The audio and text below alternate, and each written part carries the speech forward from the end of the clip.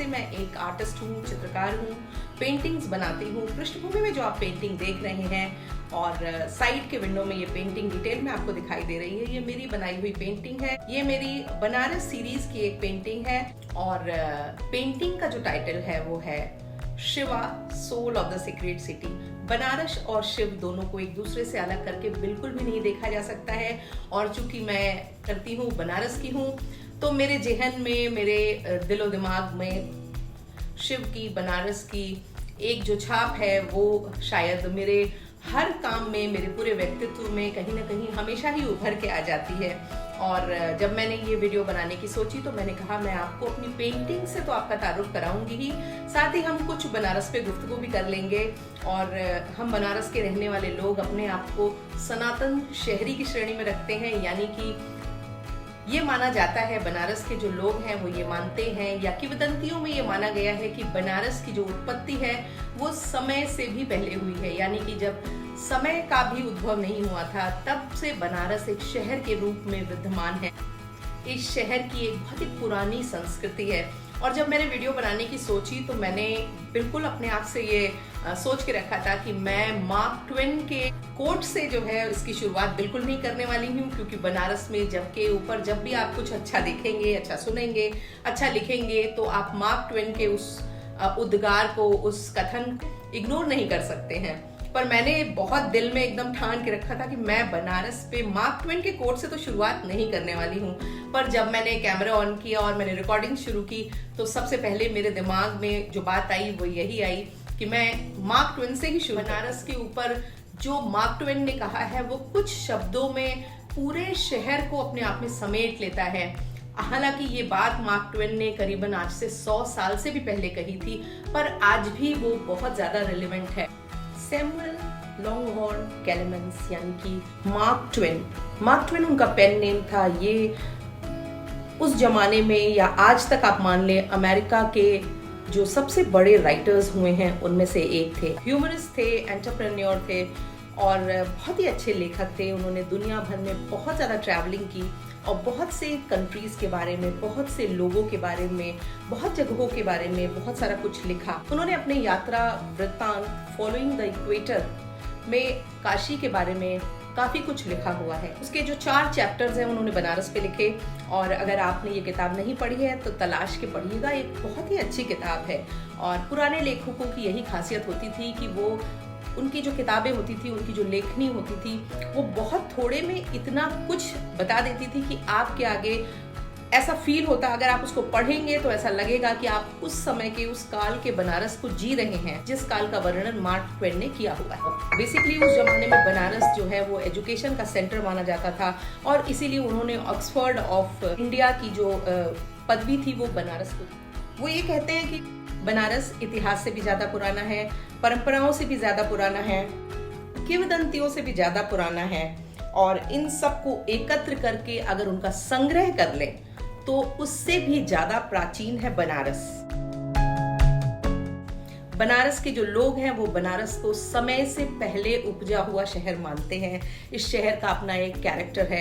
यकीन मानिए बनारस शहर ने बहुत बड़े बड़े साहित्यकार दिए, बहुत बड़े बड़े कलाकार दिए, बहुत सारे ऐसे लेखक दिए जो हिंदी के इतिहास में जिनका खास स्थान है। हम सब बनारस वाले लोग ये जानते हैं कि बहुत सारे ऐसे लोग हैं जो अपने जीवन का जो अंतिम समय है वो बनारस में व्यतीत करना चाहते हैं, अपने निर्वाण की प्राप्ति के लिए बनारस शहर की ओर आते हैं। यकीन मानिए वो बनारस शहर जहाँ मेरा बचपन बीता, जहाँ मेरी युवावस्था बीती, बहुत सारे गुणी जनों से मैं मिली। हम बहुत छोटे होते थे तो वहाँ पर बहुत ही बड़े बड़े कलाकार आपको बहुत ही स्वाभाविक दिखाई देते थे। बड़ी बड़ी पदवियाँ, पद्म विभूषण, पद्मश्री जैसी उपाधियाँ लिए हुए लोग सड़कों पे आराम से चला करते थे और अहंकार लेश मात्र भी किसी के अंदर ये नहीं था कि हम बहुत काबिल हैं, हम बहुत बड़े हैं या हमने अपने जीवन में बहुत ऊंचाइयाँ छू ली हैं। जिसका जो मुझे ऐसा लगता है कि शायद बनारस में रहने वाला आदमी जब भी मणिकर्णिका के पास से गुजरता है, वहां जाता है तो उसको ये याद आ जाता है कि जीवन का सत्य क्या है। जीवन का सत्य सिर्फ और सिर्फ जीवन का होना और जीवन की समाप्ति है। आप कितने भी बड़े बन जाएं, कितने भी ज्ञानी बन जाएं, कितना भी आप अर्जित कर लें, पर आपको एक दिन आपका जो अंत है वो वही होना है जो, और ये सबका होना है।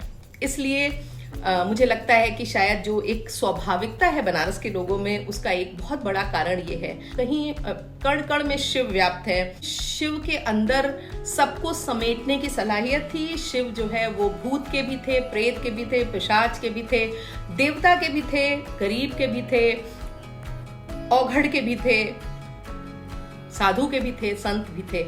उसी शहर में कबीर ने अपनी वाणी बोली। कबीर ने लोगों को आडंबर और कुरीतियों से दूर रहने का ज्ञान दिया। तो एक बहुत ही पवित्र धरती है और शिव को काशी से आप अलग करके नहीं दे सकते हैं। वो बात अलग है कि समय के संग संग बहुत ज़्यादा उसका धार्मिकरण आप कर दीजिए, पर मैं शिव का जो सांस्कृतिक स्वरूप है वो मुझे हमेशा से आकर्षित करता रहा है, क्योंकि मुझे लगता है कि शिव के जैसा कोई भी ऐसा व्यक्ति हमारे पुराणों में, हमारे कल्चर में, हमारी संस्कृति में नहीं हुआ जिसने ये संदेश दिया, सबको समेटने की तो सलाहियत दी, साथ ही साथ अपनी पत्नी को अपने बराबर का स्थान दे करके और एक अर्धनारीश्वर का जो सिद्धांत दिया। और शायद वो शिव ने अपनी पत्नी के लिए अपना जो स्थान था वो त्याग करके वो काशी में आए, क्योंकि जब शिव का विवाह हो गया तो फिर उनको लगा कि वो पहाड़ों को छोड़ करके किसी नगर में बसते हैं, नगर में आ जाते हैं। तो वो शिव ने काशी की तरफ रुख किया और काशी में रहे। काशी शिव की भूमि है। आपको हर छोटी छोटी दूरी पर एक शिवालय दिख जाएगा, शिव के मंदिर दिखेंगे। लोगों के अंदर शिव विद्यमान है। बहुत सारे बनारसी लोग तो जब सुबह सुबह आप देखें वो गंगा जी से स्नान करके मंदिर के पास से गुजरते हैं तो भोले बाबा को जियत रहा भोले बाबा करके आशीर्वाद भी दे देते हैं। और बाबा सबके हैं, सभी उनके प्रति श्रद्धा आघात रखते हैं, सभी उनको पूजते हैं, सभी उनके जो किंवदंतियां और कहानियां हैं वो सुनाते हैं। ये मेरी पेंटिंग कुछ इसी तरह की है और मैंने शिव और काशी का जो मेरा अपना इंटरप्रिटेशन था उसको प्रेजेंट करने की कोशिश की। ग्रे यानी कि धूसर और सुनहरे गोल्डन कलर्स में प्रमुखता से बनी हुई एक पेंटिंग है जो बहुत ही ज़्यादा मल्टी लेयर्ड है। बहुत सारे इसमें टेक्सचर्स को मैंने यूज़ किया हुआ है, क्रिस क्रॉस, हैचिंग, लेयरिंग, बहुत सारी पेंटिंग की टेक्निक्स यूज़ हुई हैं। पैलेट एंड नाइफ से बनाई हुई इस पेंटिंग में मैंने एक्रेलिक कलर्स का यूज़ किया है और इस पेंटिंग की जो सबसे बड़ी खासियत है वो इसके टेक्सचर्स हैं। अगर आप इसको करीब से देखेंगे तो आप इसको महसूस कर पाएंगे। वैसे मैंने पूरी कोशिश की है कि मैं कैमरा से भी आपको दिखा पाऊँ कि इस पेंटिंग में किस तरह से टेक्सचर्स, लेयरिंग का यूज़ किया गया है। कलर्स में मैंने ब्राउन, ऑरेंज, वाइट, इस तरह के शेड्स, ब्लू, टर्क्वाइज भी रैंडमली कहीं कहीं यूज़ करके जो बनारस का जो एक रहस्यवादी चरित्र है, बनारस का जो एक हिडन स्वरूप है, एक जो उसका आध्यात्म की जो गहरी जड़ें हैं उनको दिखाने की मैंने इसके द्वारा कोशिश की है। बहुत सारे ऐसे प्रतीकों का मैंने इसमें उपयोग किया है जो बनारस और शिव दोनों को दर्शाते हैं।